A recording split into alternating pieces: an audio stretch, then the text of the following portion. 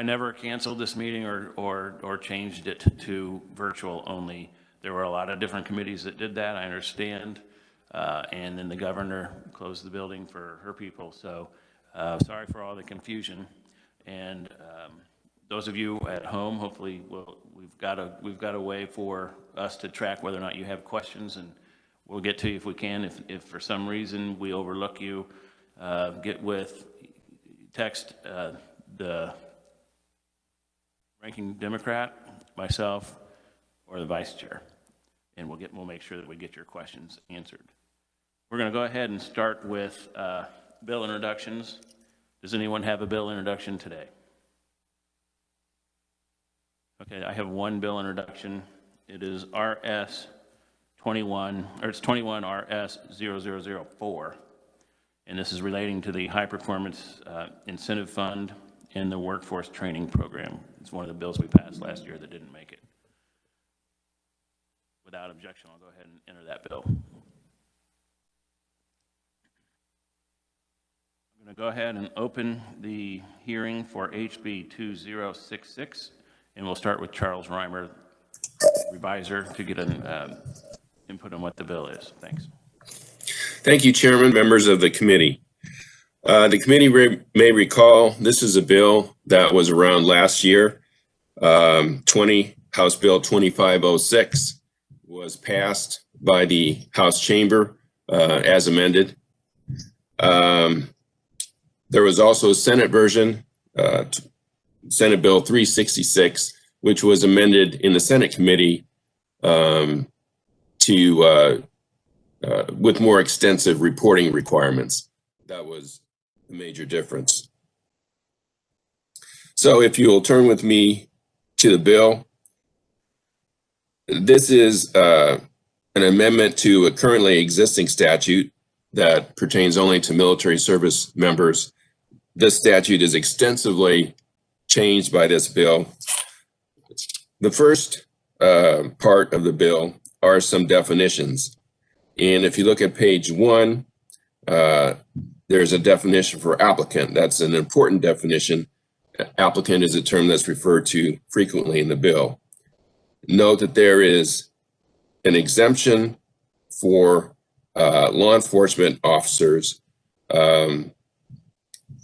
with respect to the usual definition of an applicant or requirements for an applicant. There's an additional exemption for, or a requirement rather, for law enforcement officers that they have to meet certain requirements under current law. The definition of complete application is also of some significance. You'll note later in the bill that the licensing body can wait until they receive a complete application before acting on the bill.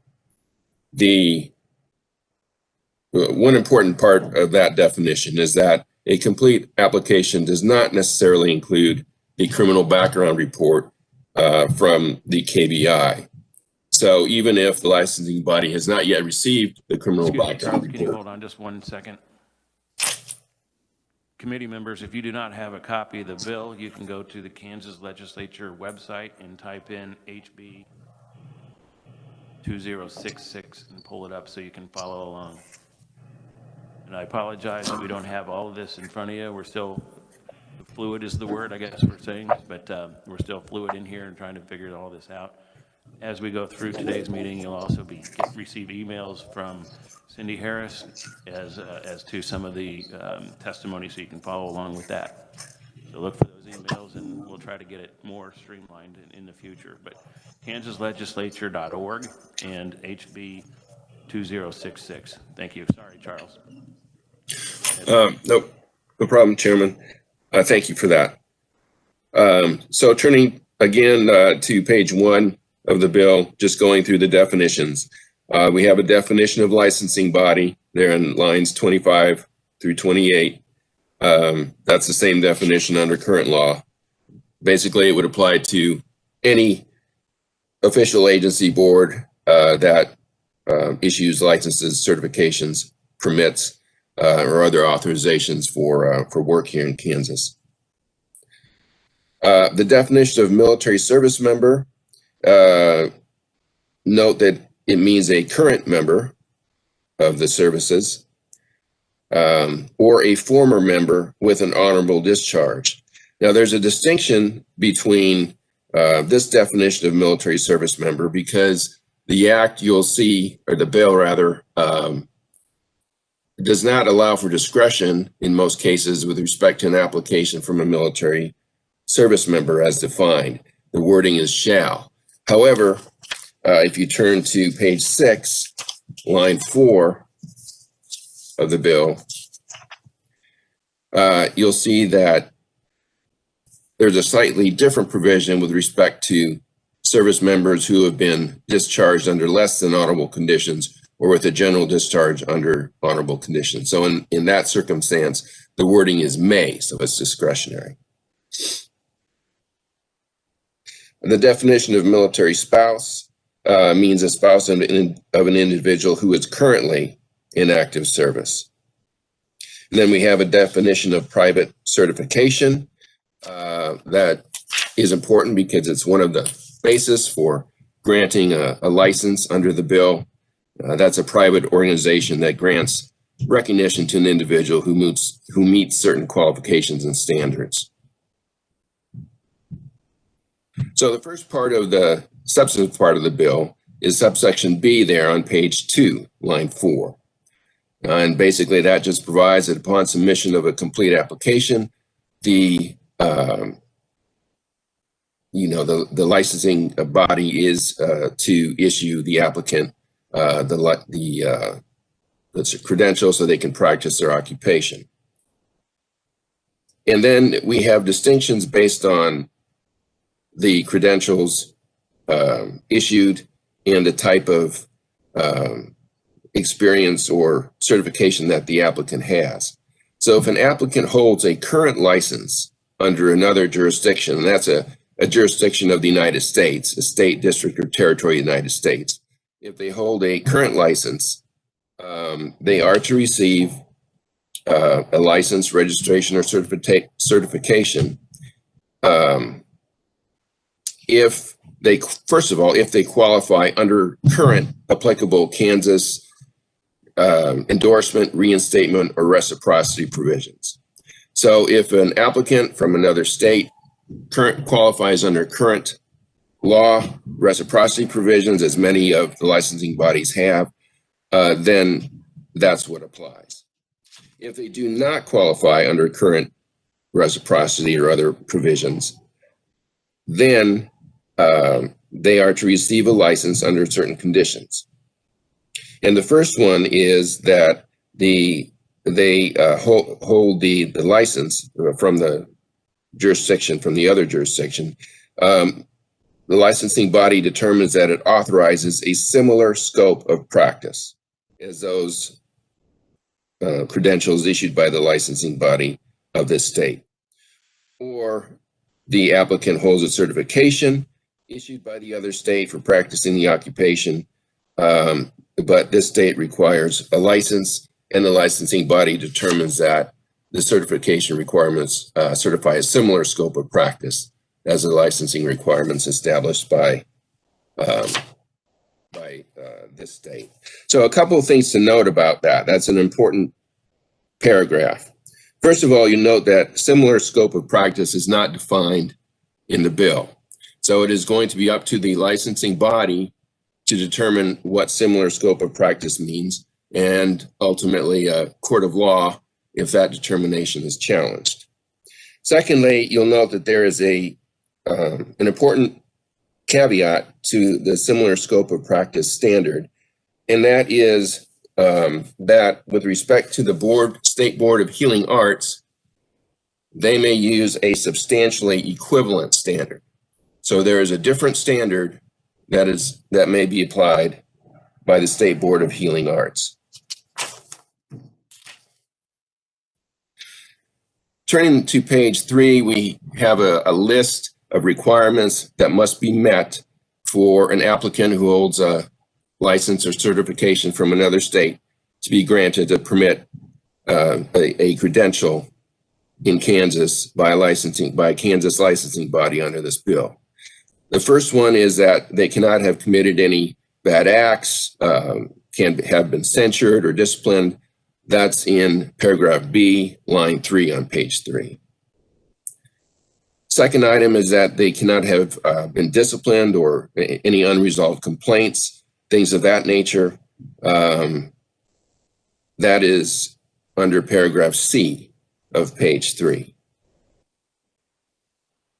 Third item is that they cannot have a disqualifying criminal record as determined by the licensing body of the state. That's paragraph D. Paragraph E, they have to provide proof of solvency, financial standing, bonding, or insurance if that's required under Kansas rules and regulations or law. Paragraph F, they have to pay any fees that are required. G, they have to submit a signed affidavit with their application stating that the application information is true and accurate.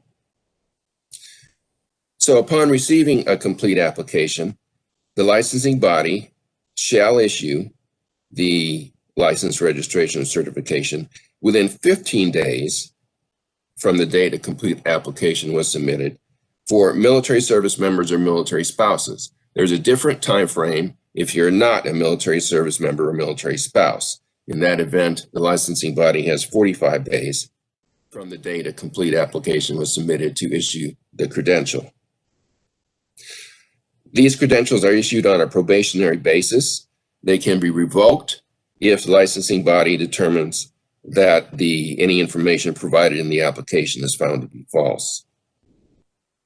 There is an automatic provision after 6 months that the probationary license becomes non-probationary.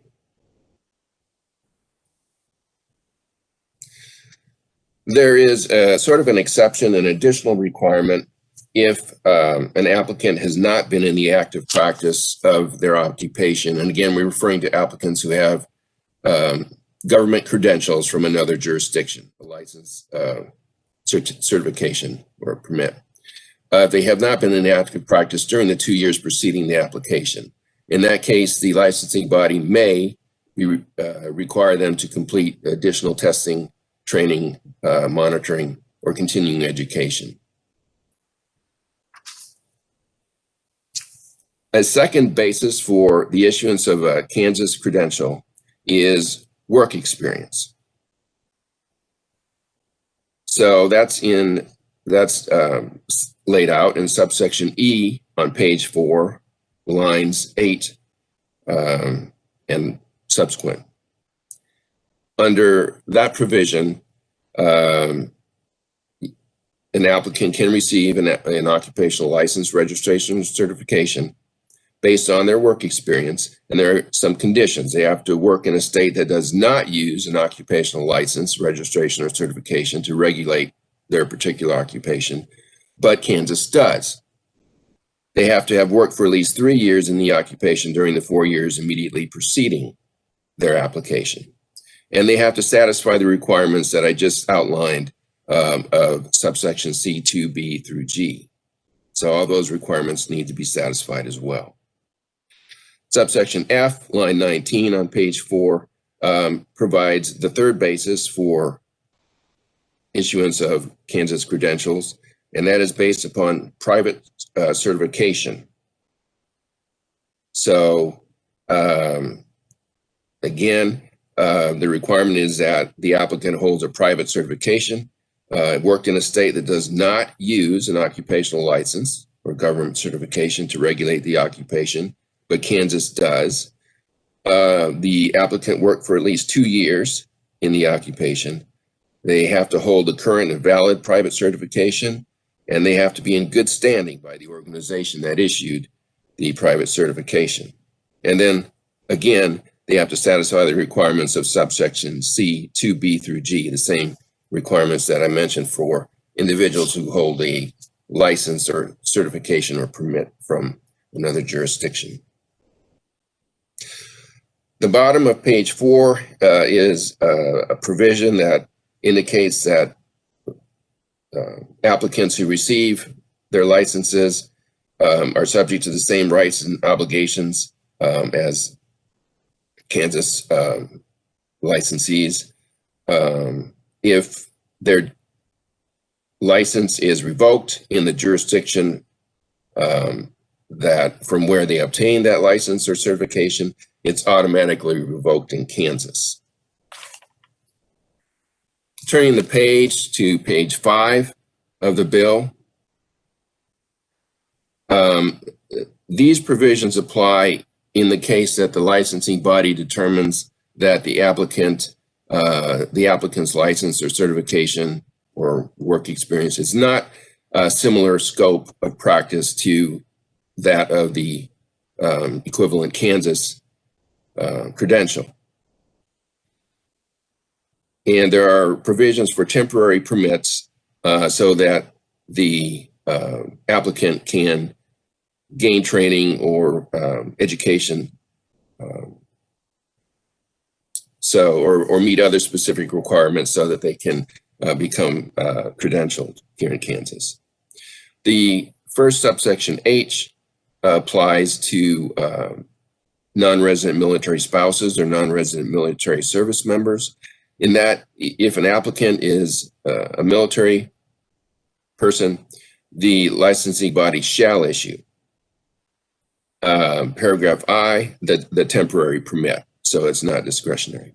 In subsection I applies to individuals who are not military spouses or military service members, and in that case, the temporary credential is discretionary on the part of the licensing body.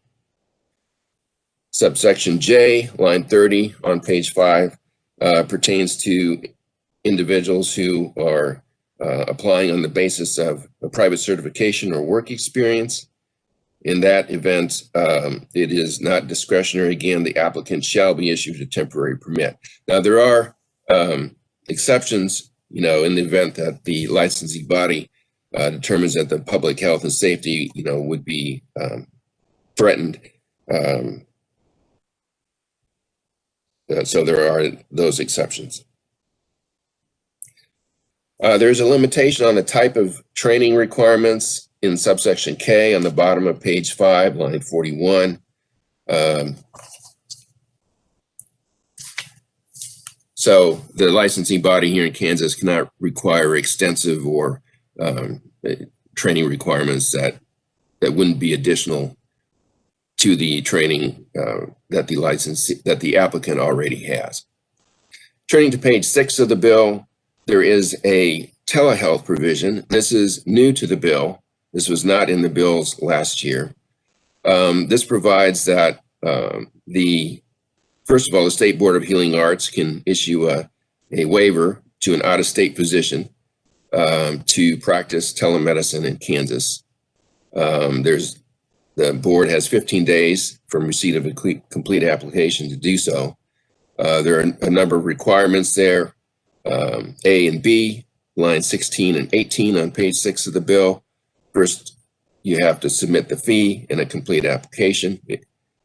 Secondly, you have to have an unrestricted license to practice in the other jurisdiction, and you can't be subject of any investigation or disciplinary action by the other jurisdiction. Lines 21 through 25 is a provision that indicates that other licensing bodies can also extend permits to allow other healthcare professionals that are licensed and regulated by that licensing body to practice telehealth within the scope of practice defined by Kansas law for that healthcare profession.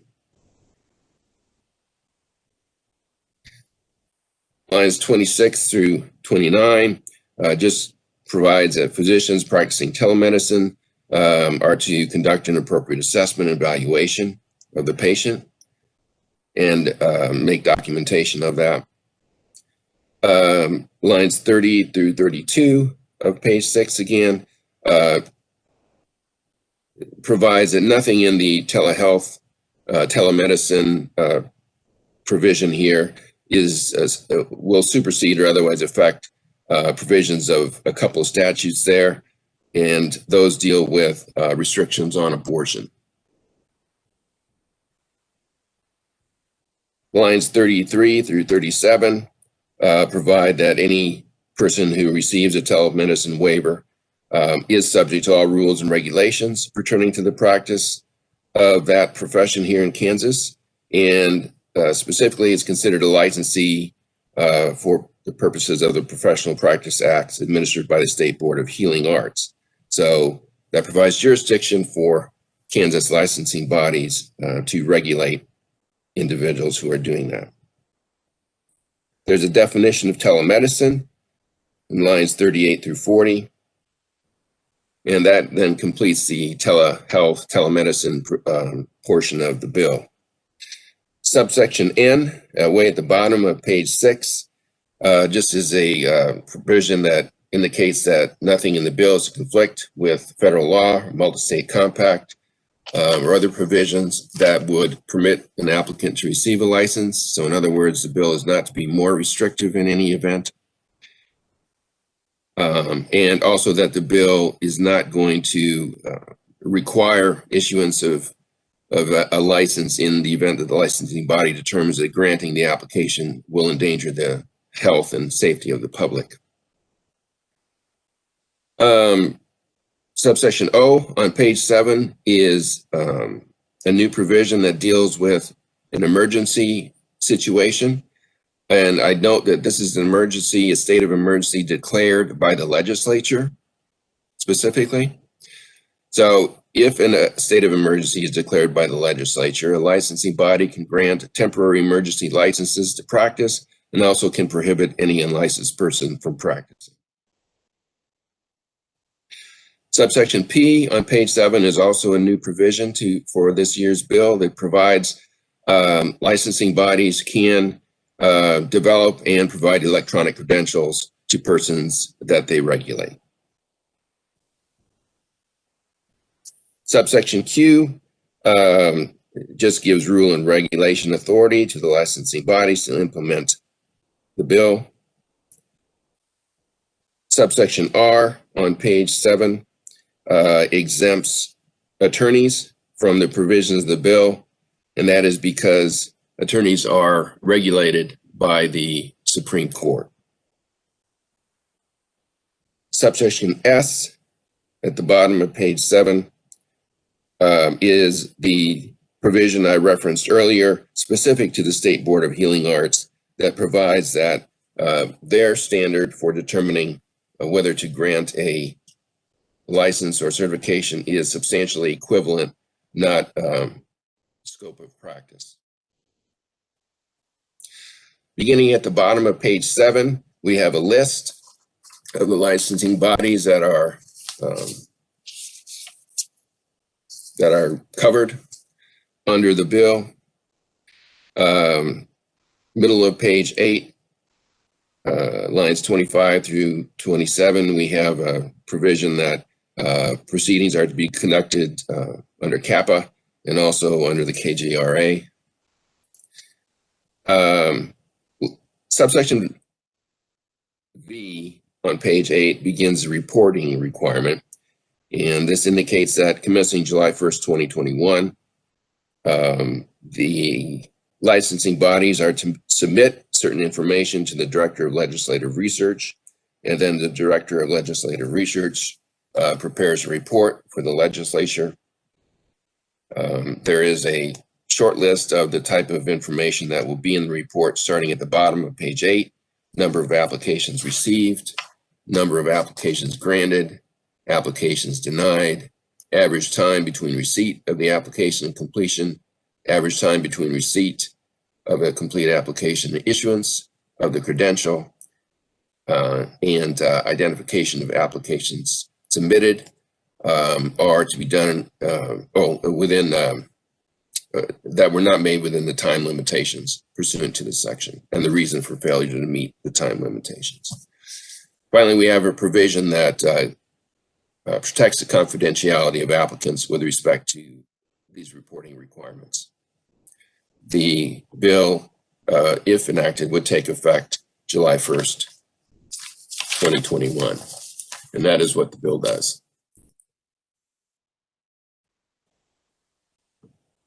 Charles, I've got a quick question here before we open for questions. On page 6, letter in, line 41 to 43, where it addresses multi-state compacts, it's not intended to be in conflict with a compact. However, if a multi-state compact calls for reciprocity in certain states that are members of the compact, would that overrule a state that was not in a compact, that wanted to move, somebody wanted to move from that state to Kansas? I'm not quite sure I'm following your question. I think the intent here, at least, was with respect to a multi-state compact that Kansas is bound by.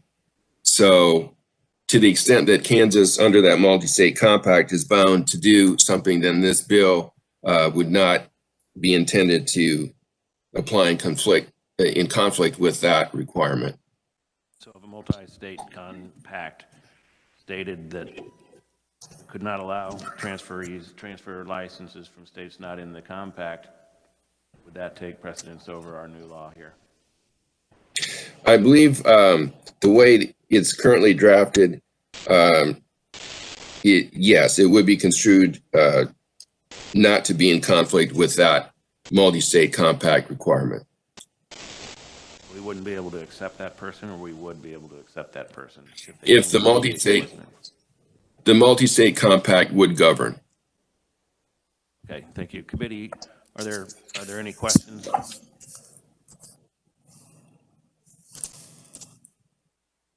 Representative Croft. Mr. Chairman, this is actually a question that was brought by somebody that couldn't get in the building. So, and this to the revisor, is there anything in the bill that can be used as an end run or a way around our scope of practices that the legislators and boards have established?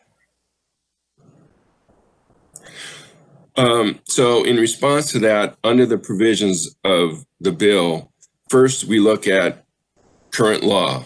Is there a reciprocity statute or current law that governs under which the applicant can receive the credential? If that's not the case, then we turn to the provisions of the bill. And so it would be up to the licensing body. I think a key phrase in the bill is scope of practice, or with respect to the State Board of Healing Arts, substantially equivalent. And those terms are not currently defined in the bill. So it would be up to the licensing body to define and apply those terms. And then, of course, if challenged, it would be up to a court of law. So I guess in response to your question, ultimately it depends on the licensing body's determination of whether the applicant's credential fits within the scope of practice in Kansas, or with respect to the State Board of Healing Arts, is substantially equivalent to the Kansas credential. Does that answer your question? Representative Croft. Mr. Chairman, yes, it does. Seeing no further questions for the Representative Dodson. Thanks, Mr. Chairman. I've been working on Military Affairs Committee for quite some time, basically beginning down at Fort Riley and then continuing on to the Chamber of Commerce. And also working with Perry Wiggins on the Governor's Military Affairs Council. The question had to do with kind of the original intent of our efforts, which was, number one, to make sure that veterans, those retiring from the military, had access to these licenses as quickly as we could. And the other one is to make sure that spouses who generally move with their service member coming from places overseas and across the United States would have quick access to these licenses if they're so qualified. So just to follow up on the chairman's question, if someone is qualified in the state of Tennessee, maybe outside of the compact, and they come in, how is that settled? Is that part of our intent here? Well, sir, So under the bill, the licensing body would make a determination whether the credential from the other state is fits within the scope of practice of the similar credential here in Kansas or the occupation here in Kansas. And if that's the case, there's a pretty strict time limit. Once a completed application is received from a military service member or spouse, the licensing body must issue that within 15 days. The licensing body has more time with respect to an application from an individual who is not a military service member or spouse. If the licensing body determines that, maybe the credential from the other state is not particularly within the scope of practice or substantially equivalent, then there is, in the case of military service members and spouses, the licensing body shall issue a temporary permit so that person can practice while they can get up to speed with respect to Kansas requirements or law. Does that answer your question? Thank you. I have a quick follow-up, if okay. On the middle of the page there, when we're looking at all the bodies that do the licensure, one of them is technical. And I was just wondering, this professional technical, I was wondering if that covers all the aspects of engineering and architects and so on. I believe it does. Let's see. I know much like we do with doctors, they've got follow-on, training requirements and so on to keep your engineer license and be able to stamp a document and so on. So I would have thought there's more than just one to handle all that, but maybe not. Representative, the bill states any licensing including but not limited to. So the list that's there is a partial list. Yeah, okay, good. Thank you very much. Yeah, and it's, Charles, go ahead. I was just going to say, yes, that's a good point, Chairman. And it was my understanding that engineers and, other professions like accountants are covered by the bill. Any further questions for the reviser? Seeing none, we'll move on to testimony. Committee, as in the last time we had a hearing, we will prioritize those that are in the room with us today since they came here. So we're going to hear testimony from those in the room first. Then we'll get to the virtual testimonies. And we have a little less than 1 hour. My intent is to finish at 3 o'clock or by 3 o'clock. And so by my calculations, those of you that are here and virtual, if we could keep it to around 4 minutes so that we'll have room for questions, that would be great. And we'll go ahead and start with proponent testimony. And we'll start with Larry Ann Brown, Teladoc Medicine. Welcome to committee.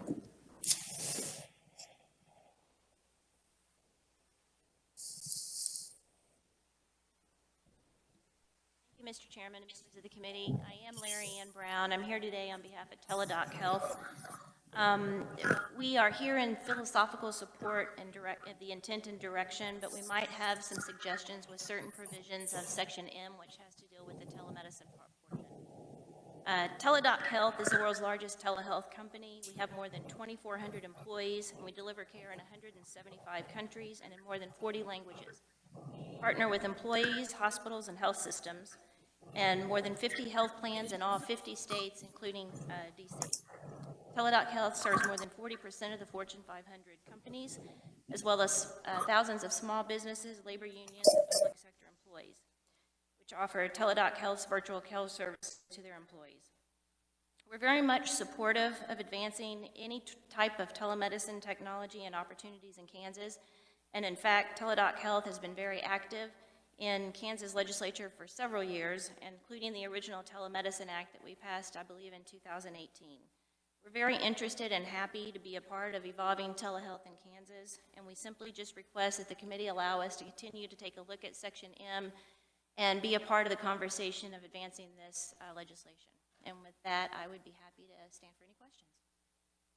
Thank you very much. And yes, just so everybody knows that, this bill was introduced on Thursday of last week, and then we scheduled it for a hearing. So as everything is this year, this is fluid, and we will work with all of the conferees moving forward until we actually work this bill. It'll be a few weeks before we work this bill to give Representative Croft time to work with all the concerned parties, and we'll probably be bringing a balloon amendment with everyone's concerns addressed on it when we work the bill. Are there any questions? Seeing none, thank you.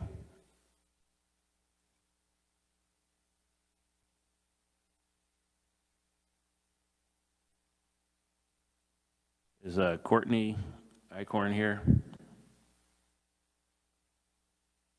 Okay.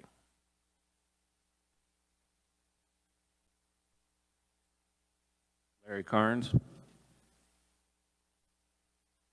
Kansas State Board of Technical Professions. Welcome to committee. My name's Larry Carnes. I'm the Executive Director of the Kansas Board of Technical Professions. You were asking a bit ago about regulating engineers, architects, geologists. That's our business. We're a licensing body. We license approximately 30,000 professionals. I think it's important to point out that of those 30,000, more than half are not Kansas residents. They're out-of-state licensees that are licensed by our reciprocity process, which is very robust. My board has sent me here today to ask that we be exempted from this bill, or if not exempted, that we be given the same treatment as the Board of Healing Arts and be allowed to test an applicant's qualifications to see if they're substantially equivalent to the qualifications that we have in Kansas. Please understand, the qualifications that we have in Kansas for these technical professions, engineers, architects, geologists, land surveyors, have all been set by statute by the legislature. Each one of those has a separate statute that says you will go to an approved school, you will pass a particular test, you'll have a certain number of years of experience. Those requirements have been set as the minimum requirements to practice those professions in Kansas. Under this bill, for some applicants, a limited number, we would be asked to accept them for licensure and issue a temporary license to them, even though they haven't met the minimum requirements that the Kansas legislature has set. The reason those requirements were set was to protect the health, safety of the public of Kansas. We have, as I said, a very robust reciprocity process. Councils that prepare national examinations for engineers and architects and geologists maintain records of every one of those applicants' educational requirements, their test scores, their years of experience. When someone from another state comes to Kansas and presents to us their record from one of these national councils, we process that process for reciprocity licensure within a couple of weeks. Last year when I testified, I said this is the happy path to reciprocity in Kansas. I'm proud to say that we license people rapidly. The purpose of this bill is to get people licensed rapidly so they can practice in Kansas if they're qualified. What we're concerned about is allowing people to practice these technical qualifications that haven't met the minimum qualifications. I don't think anybody wants that to happen. We all remember the Hyatt example in Kansas City where the walkway collapsed. We need professionals that are qualified and competent to practice these professions in Kansas. I can go into a lot of detail. I've submitted written testimony. I'm pleased to hear that the bill's not reworked today and that there's an opportunity for some amendments. I'd ask that the Board of Technical Professions either be excluded from the bill or that we be included in subsection S, the same language that allows the Board of Healing Arts to make that determination based on substantial equivalent standards. With that, I'd be happy to answer any questions since I am the executive director of one of these licensing bodies. Thank you. I'm sorry, committee. I had him down as a proponent. It seems you're an opponent to this bill, but we'll go ahead and ask a few questions. And I have a first one with regard to engineers. What type of testing do they have to take to become an engineer? Is it a national test or is it every state different? National test. You have to graduate from an accredited four-year engineering program that's ABET accredited. There's lots of schools that are accredited. There's schools that aren't accredited. They have to graduate from an accredited institution. So it's a national test, one test for all engineers, but if they move from another state, there's something different? No, it's one test for all engineers. and it has different components for electrical engineering, civil engineering, mechanical engineering, that sort of thing. Okay, that, I just wanted to make sure the committee heard that. That's all I needed. Anybody have any further questions? Seeing none, thank you very much. Mhm.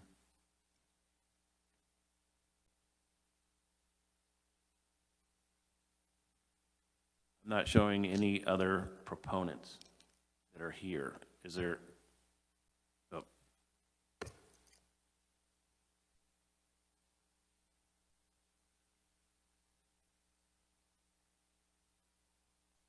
Come on up, I'm sorry.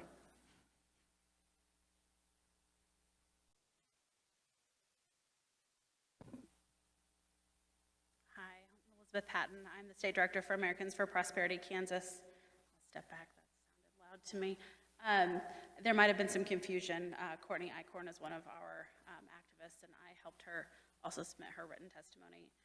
She is a teacher in the state, so I do want to draw attention to her testimony. She's a military spouse and a teacher and had some great real-life experiences to communicate to the committee as a proponent for this legislation. But again, I'm the State Director for Americans for Prosperity, Kansas, and on behalf of our thousands of activists in the state, thank you for the opportunity to testify today in front of committee.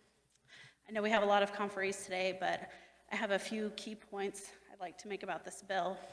First of all, I'm an Army brat. My dad's a retired colonel. My mom's a K-State grad. And throughout our lives being stationed at different places around the country, I saw my mom struggle with this very issue. Beyond that, when they finally chose a place to retire, that continued to be a struggle for her. She continued to try to work in her career and make a name for herself where they finally decided to retire. So beyond that, this policy expands beyond just that niche market of individuals that we actually have a lot of in our state, and expands it to all kinds of demographics. And it's such an important key policy for our state to move in a positive direction, especially for those who cannot afford long waiting times for license reciprocity in order to get to work. So we stand in support of the many positive steps that this bill takes in encouraging professionals and others to move to our state. Those who want to contribute to our economy deserve the dignity of personal choice as both consumers and as the ability to support their families without undue government burdens. So, while often well-intentioned, today many government occupational licensing requirements are anti-competitive. They're needlessly burdensome and often ineffective at actually addressing public health and safety concerns. And as we continue to drive internal occupational licensing reform, we urge you to support this legislation to help open our doors to more jobs and consumer choice in Kansas. We are often missing the mark with some of our red tape here in the state, and we've seen that over and over again as we try to compete with our neighbors. So this gives Kansans an opportunity to come here with some additional stipulations. Of course, we're looking at an opportunity to allow people to get to work quickly if they have a valid government license or certificate from another state with a similar scope of practice, 2 years of work experience and private sector certification, performing an occupation licensed in Kansas if coming from a state that doesn't license that profession, and or 3 years of work experience performing an occupation licensed in Kansas if coming from a state that doesn't license the profession at all. So currently, a lot of you know, Kansas stands as in the top 10 of outward migration, and we've been there for years. We want to reverse that trend, and this is one component, one important step toward accomplishing that goal. Policies like this make it easier for people who want to move to our state to relocate here, to make a life for themselves, and to do it quickly without putting their personal finances or their careers at risk. It's already been discussed a little bit, but we did have that change in language from last year, adding on the scope of practice for the majority of professions in our state. The reason for that largely is because we've had an opportunity to see that play out in some other states that have had very successful legislation similar to this. And we've seen those states that have used the scope of practice language have great results. And I just want to emphasize that, again, that the scope of practice is determined by our boards here in Kansas. So they are not losing that opportunity to determine if the state of origination, the folks qualify for that based on their state of origination. So This bill passed almost unanimously in the Kansas House last year. The improvements that we've made in this bill are just that. I think they are improvements. I would be happy to go on and on about more related to this specific piece of legislation, but just want to end with this, and then I'd be happy to take questions. A combination of formal credentials and active professional experience are used to qualify people for recognition here. And this puts the qualifications of people coming to Kansas to practice on equal grounds with current Kansas professionals. And we've added some really great pieces to this bill that make it even stronger. And as we move out of the COVID-19 pandemic, and we've seen the benefits that breaking barriers has made on our state, and allowing positive movement in many different industries to happen when we remove some of that undue government burden. We want to continue that and have those permanent reforms in place so that even as we move past this pandemic, Kansas continues to move forward. And with that, I'd be happy to stand for questions. Thank you, Elizabeth. Any questions? Online? Any online? Thank you very much for your testimony today. Are there any, other than Representative Croft, are there any oral proponents left in the room? Representative Croft.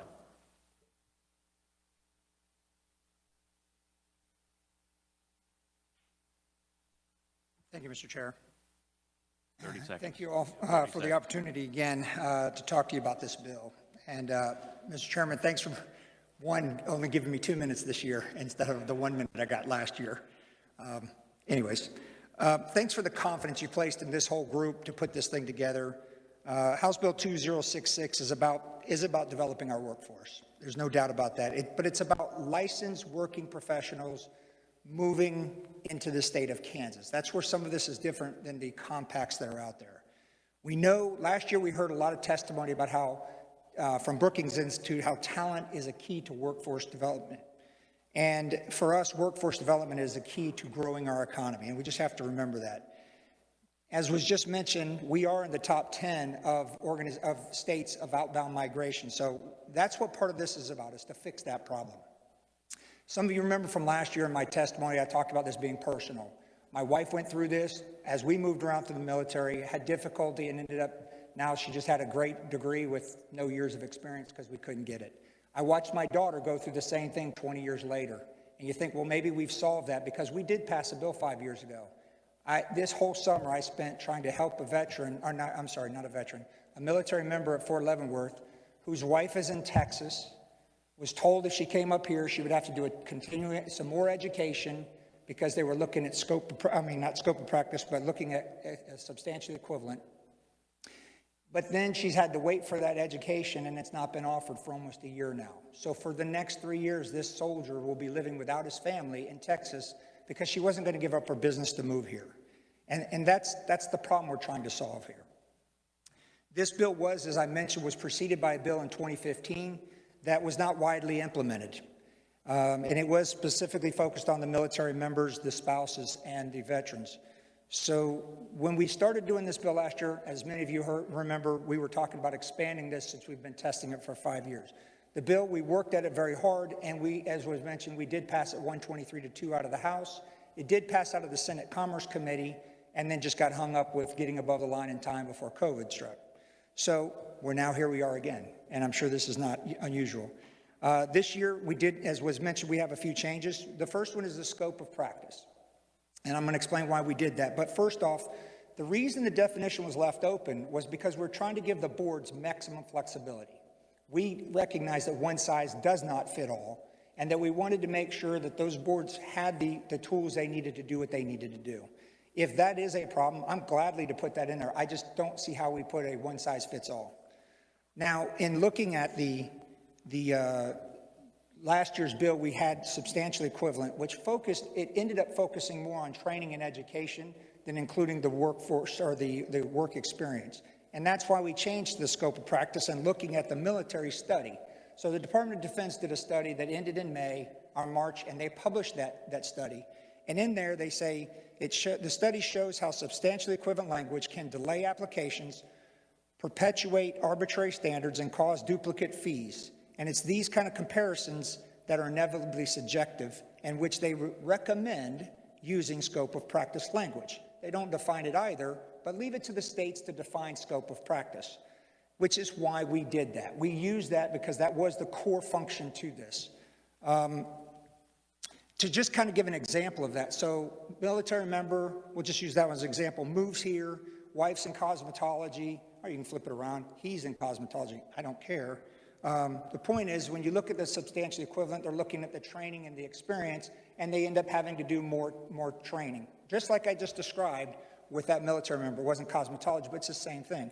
When you look at substantially equivalent, that's what you get. When you look at scope of practice, you get the workforce development. If I messed that up, I apologize. But that's kind of what we're looking at with this example. Also included in here, so that's the scope of practice reasoning that we went through. When you're looking at other things we put in all the executive orders because we had those out there. We were trying to capture them last year, and we just couldn't get them all done. Now we have the experience of what was published by the governor, and we've included that in here, which is also why telemed was added, because that was a large part to this, and we wanted to make permanent those things that had been done through executive orders. In the reporting requirements, last year the Senate added more reporting requirements. And in keeping with my promise that I made to the ranking minority representative, I was not going to include or increase a fiscal note. We had that discussion last year, so we rolled back the reporting requirements to what we knew would not increase the fiscal note.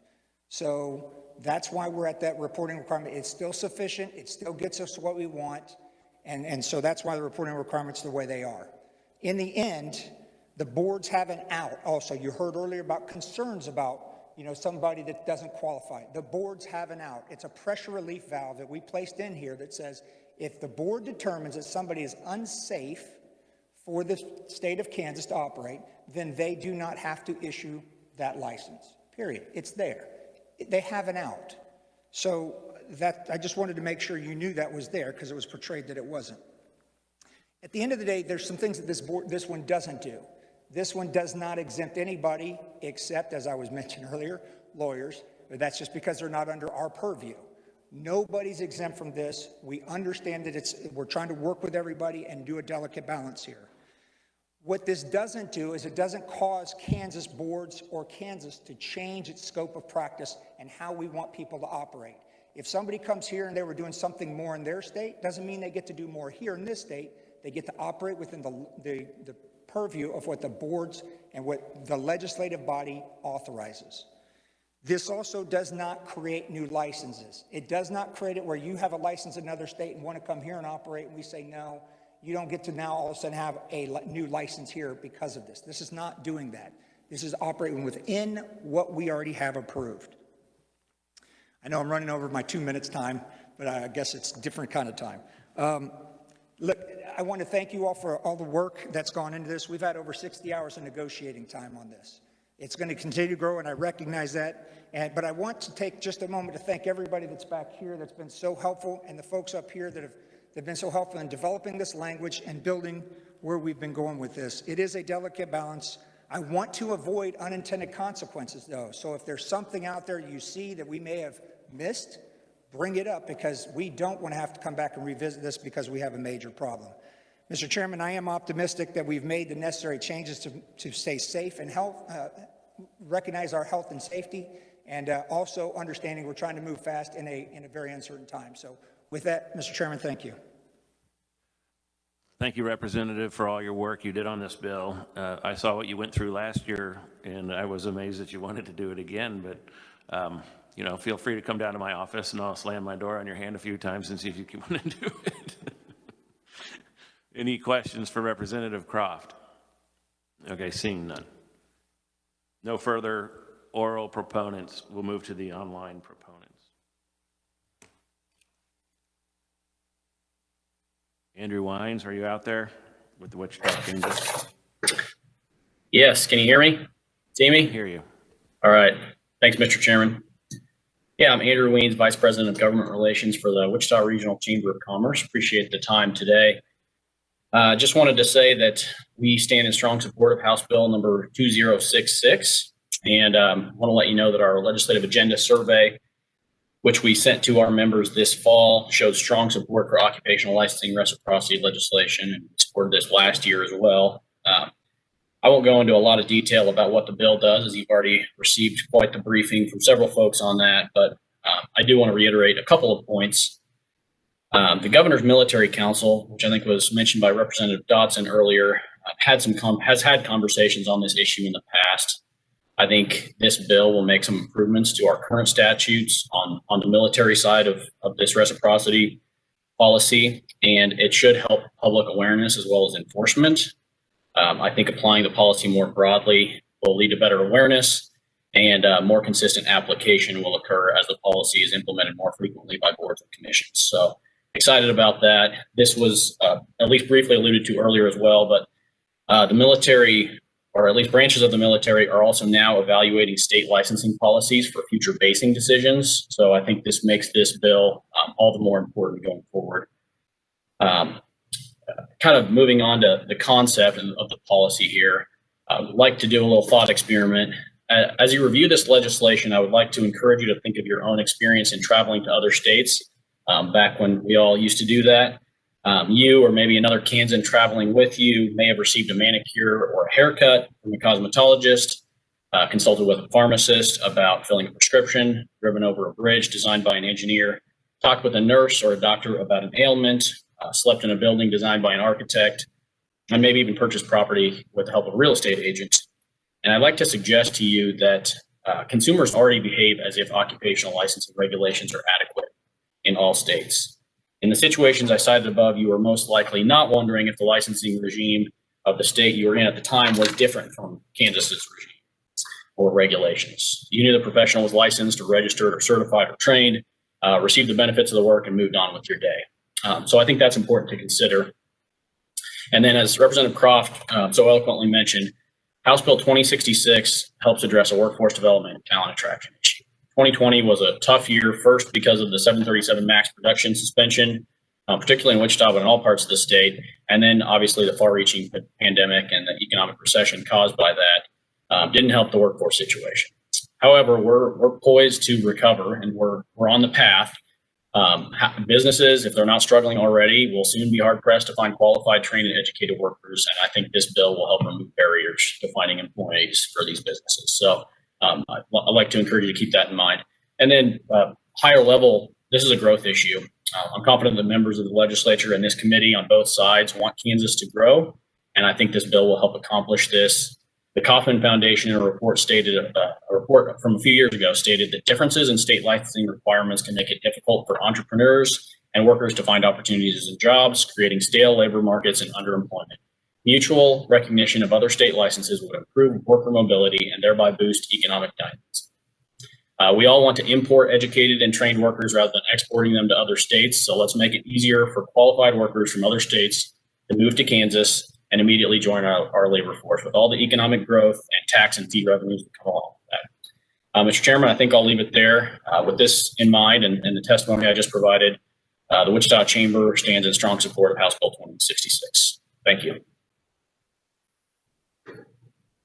Any questions from the committee? Seeing none, thank you very much. Thanks. Haley Hulk, are you out there? Opportunity I am. Solutions Project. You're up. Okay. Video. I don't know if you could see me, but I can hear me. We can see you and hear you. Thank you. Okay. Thank you, sir. My apologies. My name is Haley Hollick. I'm with Opportunity Solutions Project, and I'm here to testify in support of the bill. I will be respectful of your time. Thank you. OSP supports House Bill 2066 because it will help get government out of the way and get people working.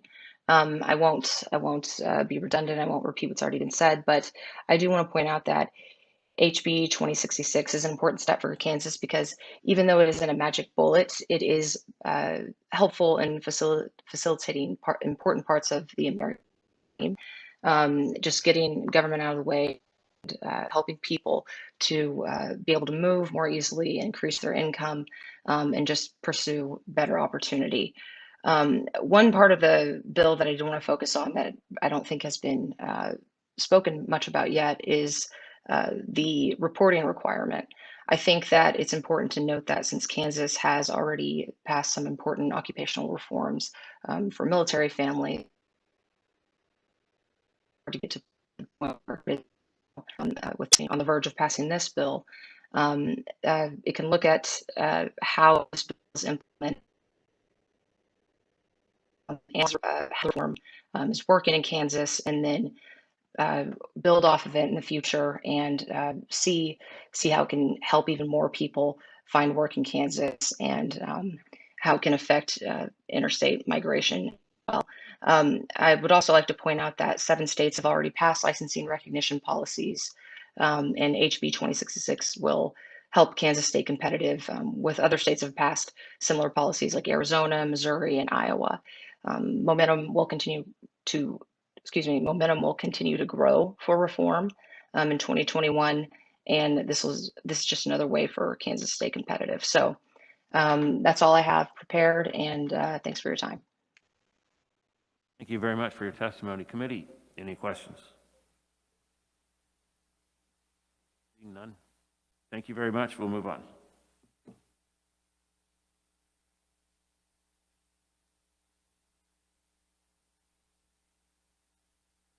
John Jinks, are you out there? I'm here. Can you hear me? Yes, we can. All right. Mr. Chair and members of the committee, thank you for allowing me to testify today. My name is John Jenks, Director of Public Policy at the Greater Kansas City Chamber of Commerce. The KC Chamber urges this committee to favorably pass HB 2066, which will significantly help our service members and their families when moving. The KC Chamber, representing nearly 2,000 businesses, about 40% of which are on the Kansas side, and its board of directors has identified workforce development as a critical and immediate need to fill the over 62,000 open jobs that are still open in the greater Kansas City area, as identified by the Mid-America Regional Council in its last report.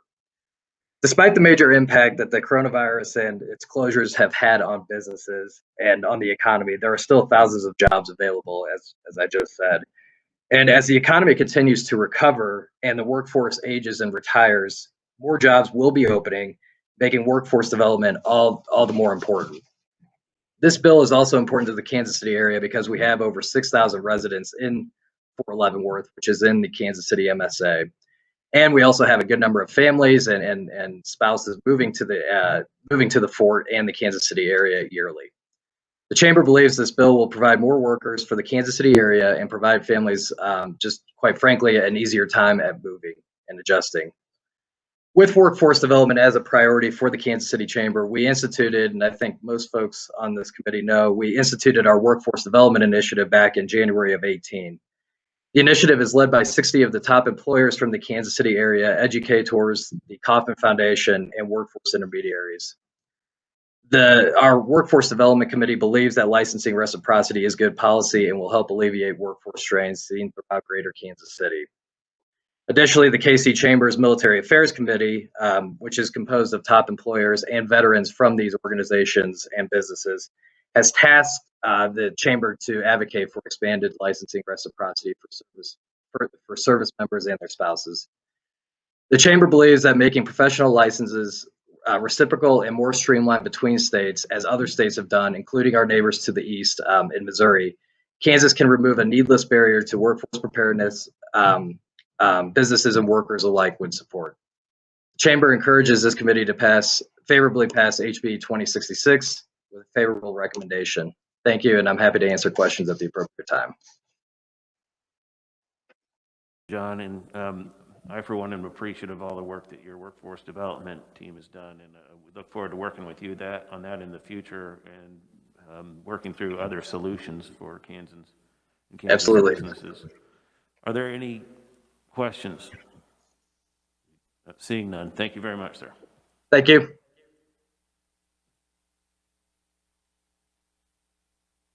Mitch Foley, are you out there from Fort Riley?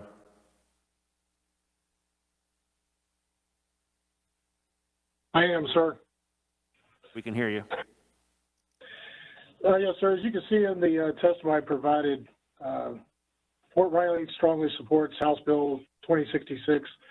Along with Representative Chris Croft, I myself, during my 22 years of service, my spouse was a dental hygienist, and she did have those same challenges that we're trying to address today.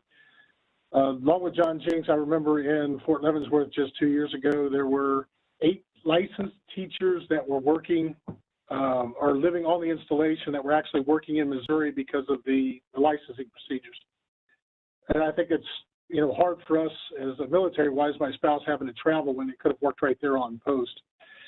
With having 3 installations, Riley, Leavenworth, and McConnell, all 3 would be contributing hundreds of professionals that could possibly, in my business, as far as the transition service manager here at Fort Riley, my role is trying to assist these service members and their spouses to transition successfully as they get out. If, as they came in, they were able to obtain that license quickly, work in the field, when it comes time to separate or retire, they're more likely to stay here in the state of Kansas. So along with the rest of my testimony, we strongly support House Bill 2066, and thank you for your time. Thank you for your testimony, sir. And I'm sorry for whatever Representative Croft did to you, but he's usually a pretty tough negotiator, but my God. You should have seen the trees, sir. Any questions, committee? Seeing none, thank you very much.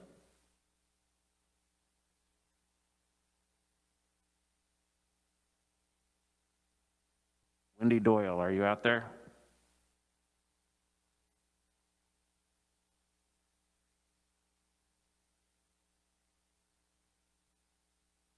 Wendy?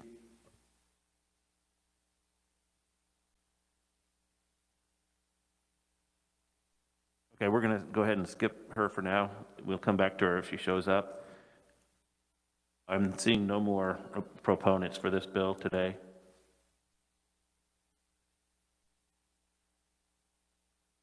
Elizabeth?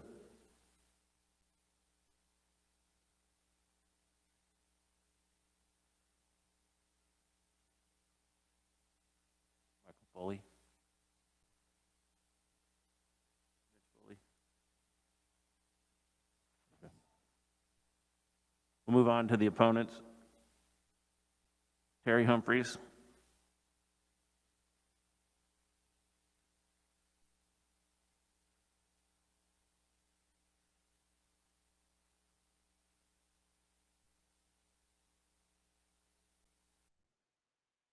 Okay, sir, would you state your name, the organization, and do we have a copy of your testimony, or are you testifying in her stead? Thank you. Go ahead. You did turn on your microphone. Malcolm Watkins, past president, AIA Kansas. I was president last year and spoke on behalf of the previous bill. So my name is Malcolm Watkins, as I said. So American Institute of Architects represents the architects in the state of Kansas. And I'm vice president with Schaefer Johnson Cox for Architecture in Wichita, 60-year-old firm, 40 members. Today I want to testify in opposition to this bill on behalf of our members. We're concerned about the burden that is being placed on the Kansas Board of Technical Professionals and the general acceptance that what may be lower licensing standards from other jurisdictions. Architects are responsible for the integrity and safety of our public and private spaces. Professional licensing is an important indicator of a baseline level of expertise that helps protect Kansans. This bill lowers the standards for licensing by changing the determination that the Kansas State Board of Technical Professions must make in assessing whether or not the applicant intending to move to Kansas should be admitted to practice. The bill requires that the board to determine if an applicant's license is similar in scope of practice to licenses issued by other boards. The other thing I wanted to kind of mention is, as Mr. Carnes indicated, a lot of architects and engineers, similar professions, don't move to Kansas. They practice from out of state.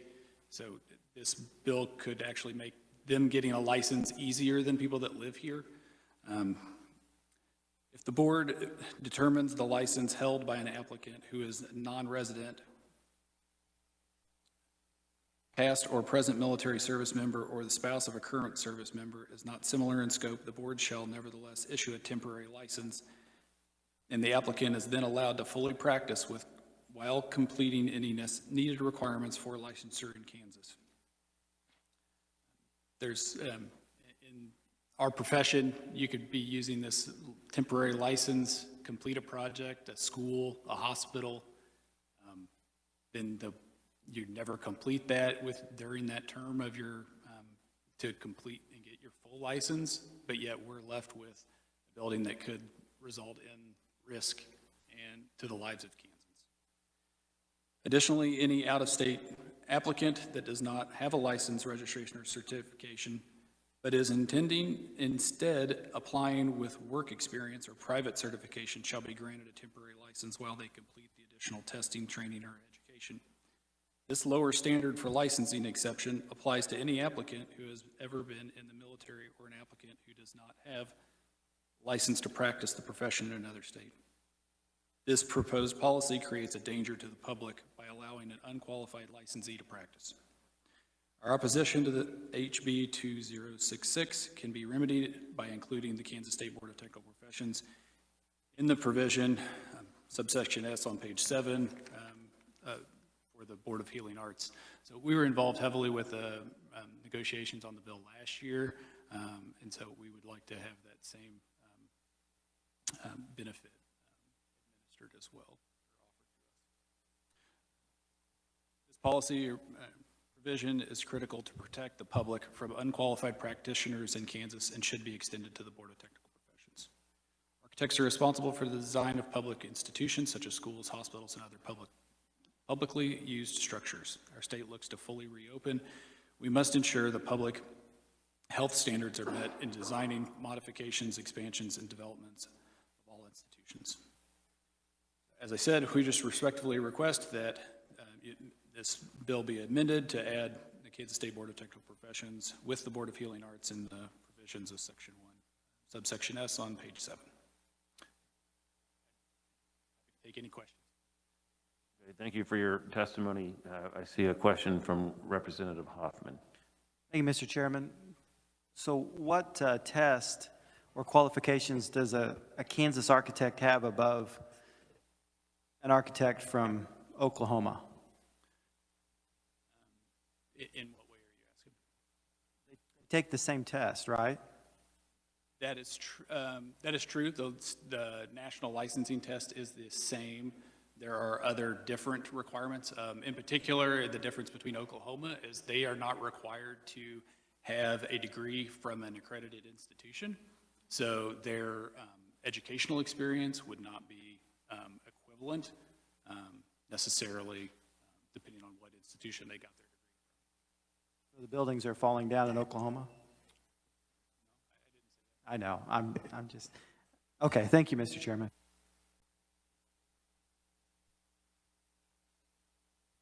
Any further questions?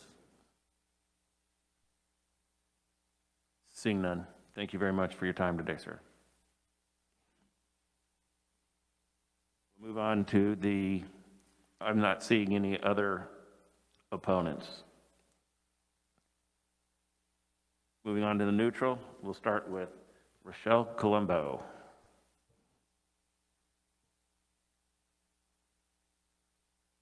Good afternoon, Chairman Tarwater, members of the committee. I am Rochelle Colombo. I am the Executive Director of the Kansas Medical Society, and I appreciate the opportunity to be before you today. We are neutral conferees on House Bill 2066, and as a little bit of background for members of this committee who may not otherwise know, we represent physicians across the state of all specialties.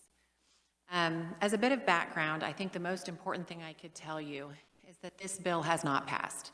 It is similar, but it is not substantially equivalent. And I think that those are going to be very important terms as you look through this bill. House Bill 2506 was one that was brought forward by Representative Croft last year and that we worked with him on, as we have in the past, on a number of bills. The Kansas Medical Society has always been supportive of efforts to expedite licensure for veterans and military spouses, but that brings me to my second point. This is not a military bill. This is far broader than that, and it is not only a bill that is intended to expedite licensure. I understand that it has been framed in that way, and I think those are important aspects of this bill, and we support those aspects of this bill. It is important to make sure that we are expediting the process of all licensees where applicable, and that veterans and military spouses can move to Kansas and begin working when qualified. But this bill extends far beyond that to any applicant. And then furthermore, unfortunately, as I have already said, this is not the same bill that did pass the legislature with a lot of support, or at least the House of Representatives last year. It exacerbates one of the problems that was fundamental in 2506, and that is this. It was mentioned by a previous conferee. It creates a different standard for out-of-state applicants than it does for in-state applicants, and it really does come down to that language about similar scope of practice and substantial equivalence. And while we appreciate and support the provisions, and that is the basis for our neutral testimony today, which apply to the Board of Healing Arts, we do believe that there is a duty in the government and for you all to consider public safety as it relates to regulatory agencies. And so not all professions are the same, not all licenses are the same, not all tests are standardized and nationalized, and not all scope of practices are similar. That's particularly true in the health field, where there is not a definition. I think you heard the reviser say, and even the proponent himself give a long explanation of how these bills are different. And scope of practice is not defined, similar scope of practice.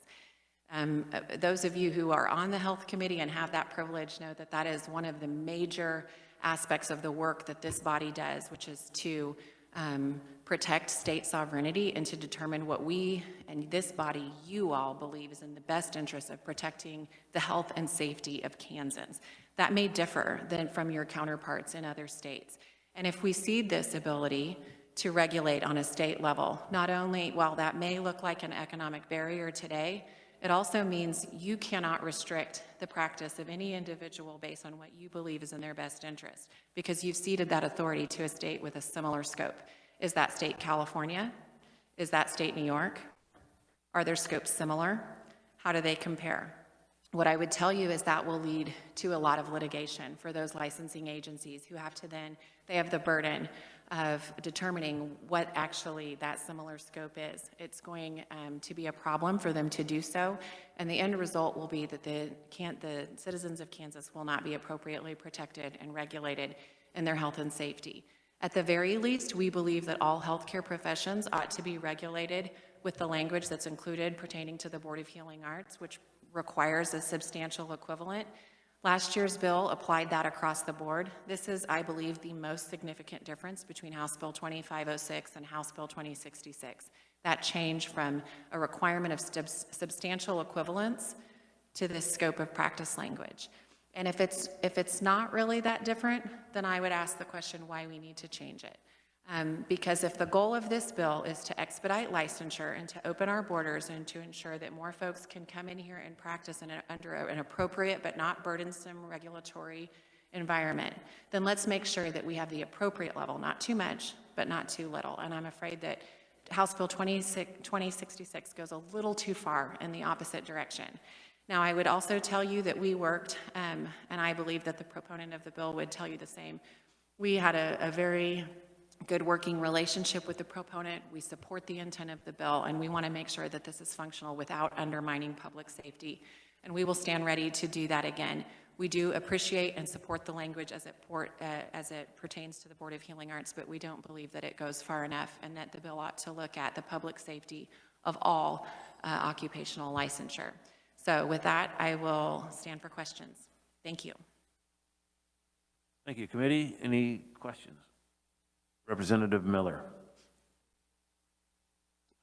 First, I would say that didn't sound very neutral, but I need some, I was not familiar with last year's discussion, so I was trying to track with you basically your opening statement that said this is not a military bill, so I quickly pulled up who an applicant under 2506 was, and it looks to be the same definition. I think there's more to it than that, but can you help me understand why it is you say this is not a military bill? Sure, thank you for that question, Representative. The underlying statute that is being amended deals with veterans and non-military spouses. And the goal of that underlying statute is to allow that individuals coming into our state because they are veterans or attached to a veteran or an active military individual have an opportunity, as some of the conferees have explained today. They were located here in service to our country and they would like to work, and we would like to have them work. So as I stated, the Kansas Medical Society, who represents physicians, but also works with the Board of Healing Arts on all medical professional licensure, believes that's important to make sure that qualified applicants who are non-residents of this state and move here can have an expedited process, especially those individuals who are in service to this country. And this bill begins with a statute that amends those statutes that pertain to veterans. But as I stated, the definition has been stricken of that underlying statute and now is applied to any applicant. And ultimately, this is one of the problems that we dealt with last year. Non-residents are now given the opportunity to apply under the standards of the state from which they come, not the state in which they are going to practice and which individuals are going to receive care. And we believe that creates a problem both for the patients who then receive that care or that service or who are protected by our laws, and for the individuals who are from Kansas and apply under the standards that are set forth by this legislature. It creates two different standards. So that's why I make that distinction.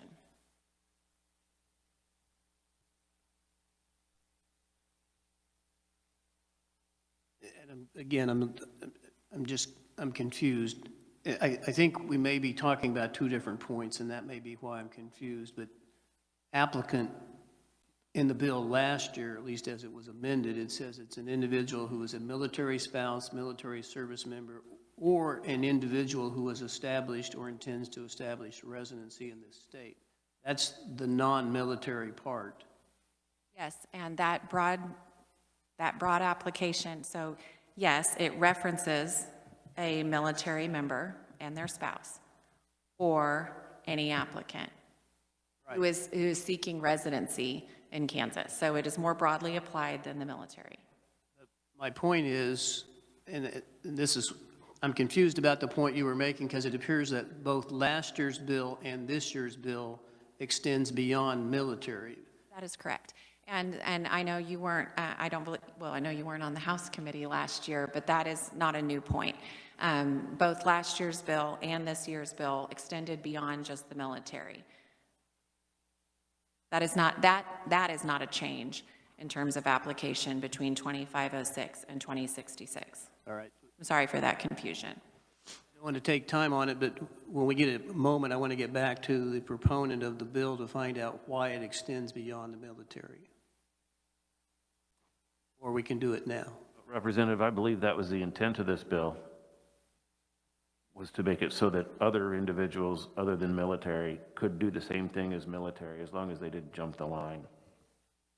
But I thought the purpose of the bill was to address the difficulty that military families were having.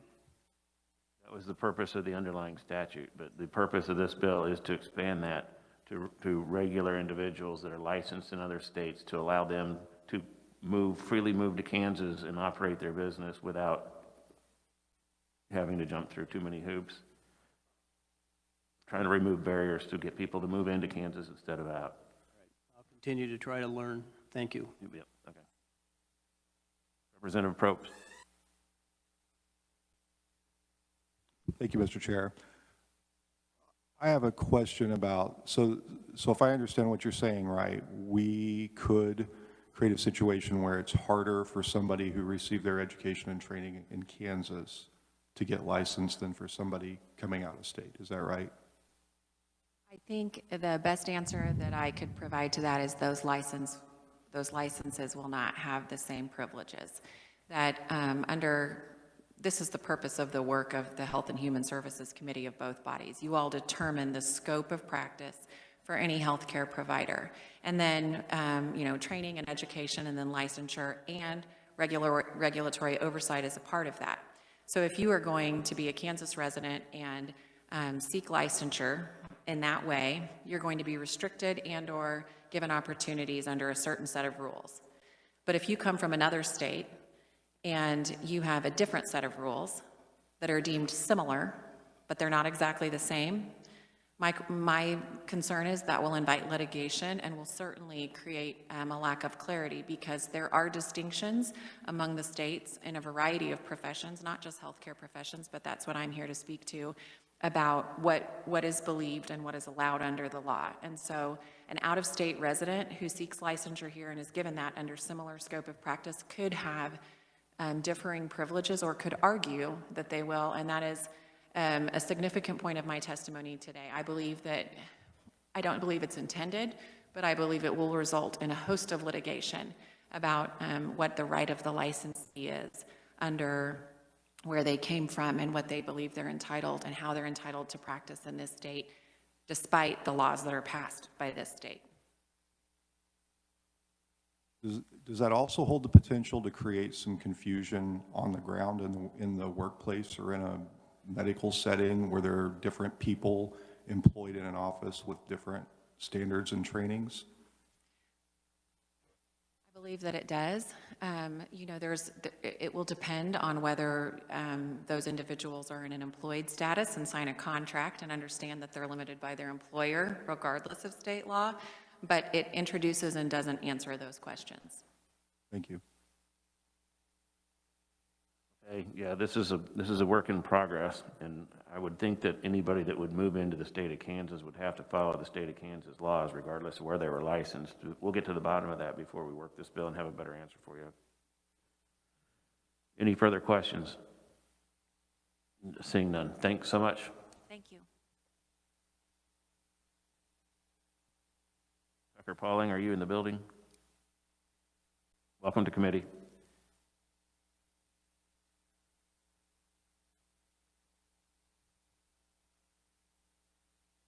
Mr. Chairman, members of the committee, my name is Tucker Pauling. I'm the acting executive director of the Kansas State Board of Healing Arts. The Kansas State Board of Healing Arts is made up of 15 members, 12 of whom are Kansas healthcare providers. We license and regulate over 32,000 healthcare professionals in this state from 16 different healthcare professions. I'm coming before you to provide neutral testimony on this bill, and I won't cover some of the issues that were covered by other conferees, but I will say that our core point of view is that Kansas should protect its ability to set our own quality and safety standards for those who practice the healthcare professions in Kansas. And going to some of the discussion that has already occurred, there's two main ways we do that. One way is on the front end, and one way is on the back end. On the front end, it's essential that we have the ability to apply Kansas education, training, and professionalism standards to those who are seeking the privilege of practicing the healing arts in this state.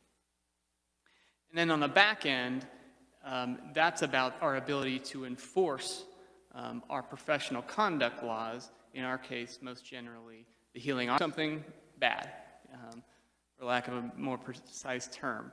Do something that violates the professional conduct expectations that you all have set. And so when we're talking about those quality and safety standards, those are the standards that that the legislature sets.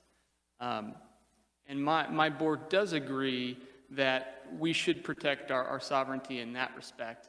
My board does not want to see that delegated to other states or, frankly, necessarily the federal government either. So that's my board's core point of view on that. I want to touch on some of the discussion that relates to the differences between this bill and the bill that passed last year. Last year, the initial version of the bill, HB 2506, the initial version of the bill we were fairly strongly opposed to because we had very serious public safety concerns. However, thanks to Representative Croft and the others who were willing to work with us, we were able to revise that bill in a manner that we felt provided us some of the most important tools to make sure that we're meeting those two basic requirements that I talked about, setting the quality and safety standards on the front end and on the back end. So in this bill, the most significant change is the change to the scope of practice language. It used to be substantial equivalence language applied to all of the professions covered by this bill. Now, the substantial equivalence language applies to the professions we regulate, the Healing Arts Board and the 16 professions that we regulate. So from our perspective, that is a key provision, that we keep that substantial equivalence language in Section S of this bill. Because from our perspective, that puts it on par with last year's bill in that respect. And the reason that's important is scope of practice is very defining the scope of practice is very different than setting the standards for qualifications for entry into the practice. Just as one example, one of the professions we regulate are naturopaths, naturopathic doctors. States vary quite broadly on the scope of practice that naturopaths are allowed to engage in. There are some states where naturopaths either can't practice or their scope is extremely limited. There are other states where arguably naturopaths might argue that their scope of practice is similar in scope to physicians are in Kansas.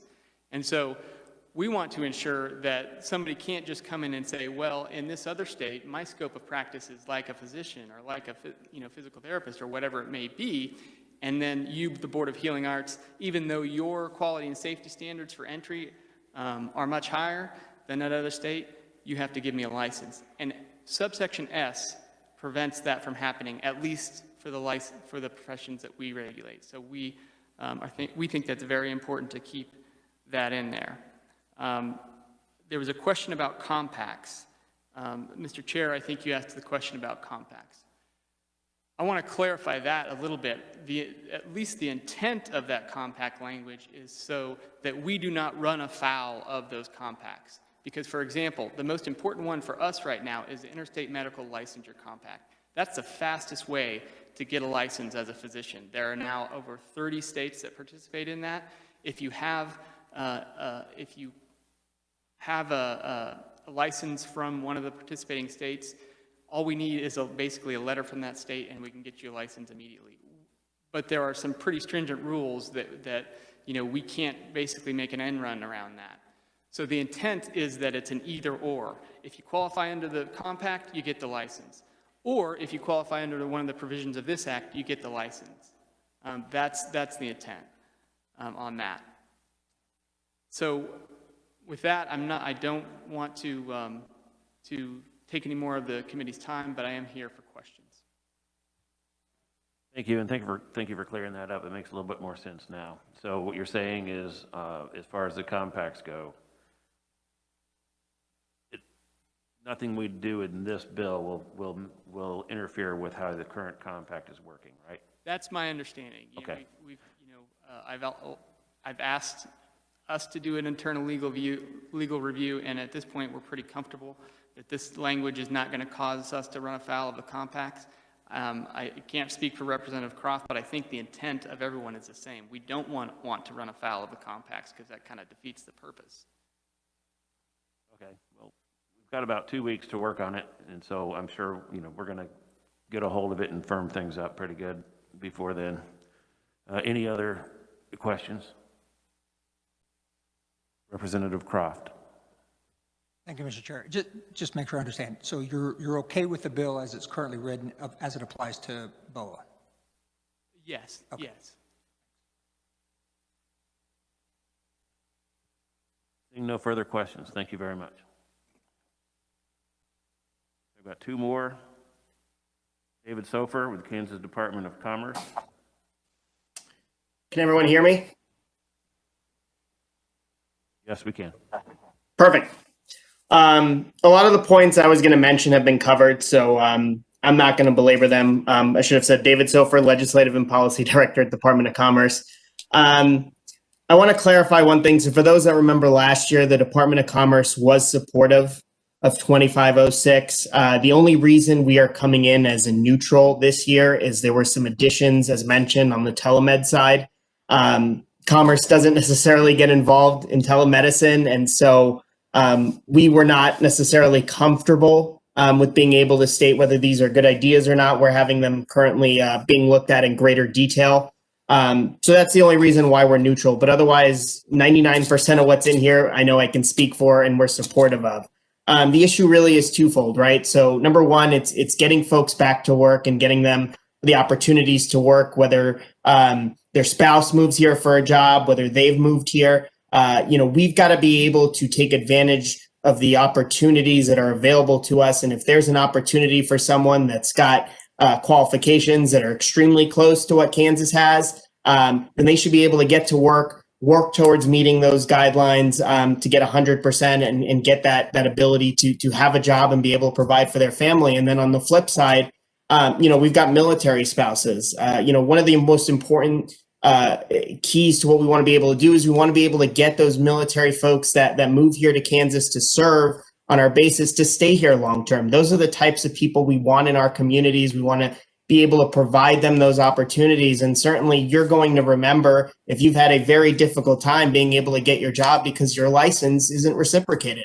It doesn't really make a lot of sense. Certainly, again, if you've got the qualifications and you've got the skill set, we've got opportunities here. We have a workforce shortage. A lot of folks have mentioned that. They've also mentioned the out-migration problem. So we want to be able to keep these people here, get them to work, be able to provide opportunities for them so their experiences are positive. They make Kansas their home, and they want to stay here long term. That's one of the most important things that you'll be hearing about when we release the framework for growth here. I believe it was supposed to be this week. It sounds like it's going to be next week now due to the complicated change in calendar as a result of some of the events that may or may not be happening in Topeka this week, but and across the nation, I should add. But regardless, we have to be able to take advantage of those that have the skill set, get them the opportunities. This is how we're going to be able to get our employers the type of workers they need. It'll create positive impact for those residents that move here, for those residents that are seeking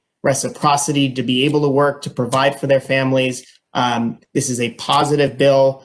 So hopefully, once we get this telemed situation sorted out, I'll be happy to provide an update for the committee on the commerce side of things. But as I mentioned, 99% of what's in this bill is very positive for us. And I appreciate the sponsor's ability to work with us. I know I sat with him through a lot of meetings last year, and certainly he did a tremendous amount of work to be able to get this bill where it is today. And we welcome that partnership. And as I mentioned, hopefully we'll be able to be fully supportive of this bill and be able to get this thing across the finish line, because this is a badly needed tool for our state. And with that, I'll be happy to stand for any questions.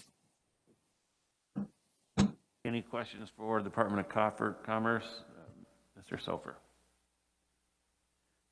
Seeing none. Our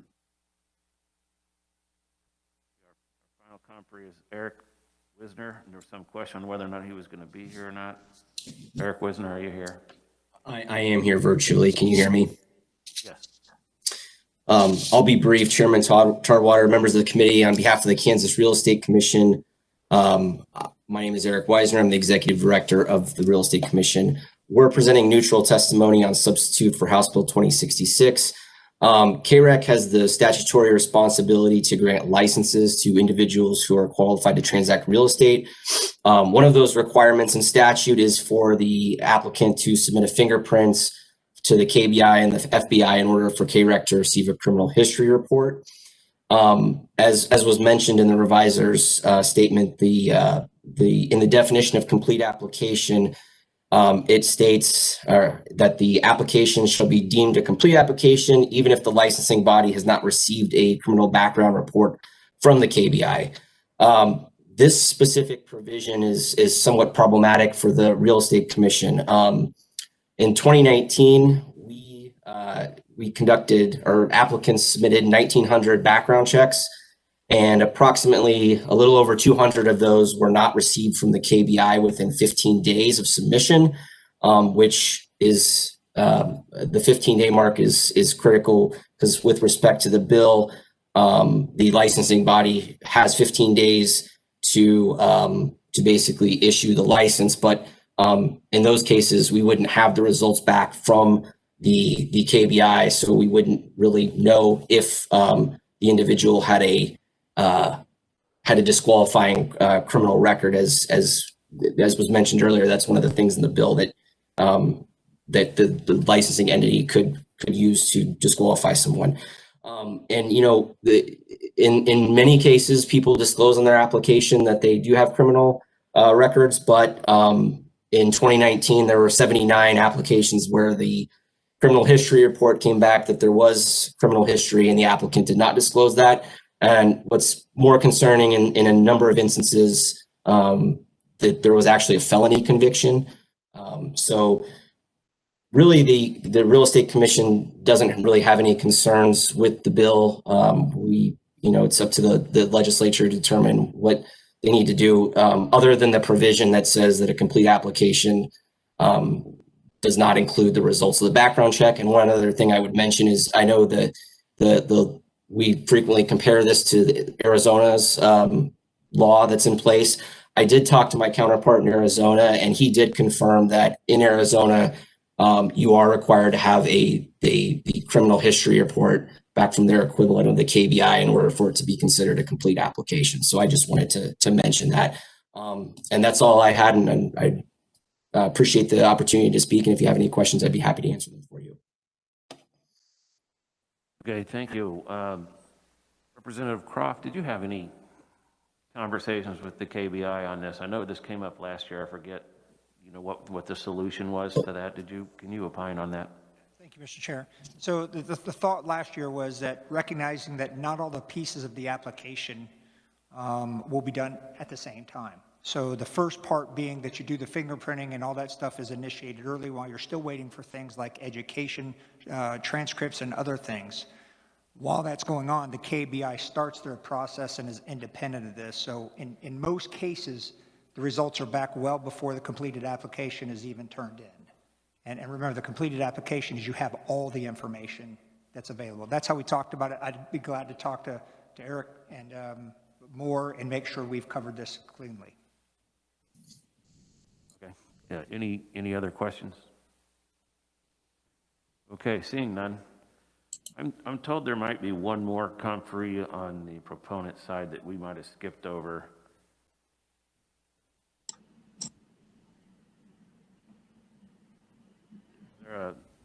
Megan Forbes online. Yes. Good afternoon, Chair Tarwater. Thank you. Sorry, we skipped over you the first time. My apologies. I didn't have you on my list. Oh, that's okay. Thank you for the opportunity to testify today in support of the bill. My name is Megan Forbes. I'm legislative counsel at the Institute for Justice. We're a nonprofit public interest law firm that works to protect civil liberties, including economic liberty. We support this bill because it's an important step toward creating opportunities for people to work and toward reducing licensing barriers that are unnecessary for workers. This bill is sound policy, and I'm not going to repeat things that have already been said today, but workers do not lose their skills or experience when they cross state lines, and licensing laws often treat them as if they do. This bill breaks through those licensing barriers, and we've seen that this policy has been very successful in other states. Arizona is a great example. In Arizona, 2,400 people have had their licenses recognized under the law, the recognition law, and we are not aware of any issues related to litigation or difficulty in the enforcement of that law. We ask that you support this bill, and thank you for your consideration of it. Thank you very much. Any questions, committee? Thank you for your testimony. Committee, there are several written proponents and neutral testimony that was emailed to you or will be emailed to you. I would ask that you read through all of those, and if you have questions or concerns, Representative Croft is available along with the revisers. And as last year, and as I opened this year with, we kind of moved forward as a team last year, and I'd like that to continue. Rather than overwhelm the revisers department with individual amendments on this bill, if possible, and I get it if you can't, if there's something that you can't end up agreeing on, if at all possible, we could work through Representative Croft and Charles at the same time so that we can get to the bottom of this. We really need to get our hands around it and firm it up before we finish hearing this bill. We're going to work this bill in 2 weeks, so you'll have 2 weeks to do it. If there's other testimony that we need to hear before then, we may end up doing that. But we want to make sure that we do this the right way and get it through to the Senate in a timely manner. With that, I'll close the hearing on this bill, and we are adjourned. Thanks.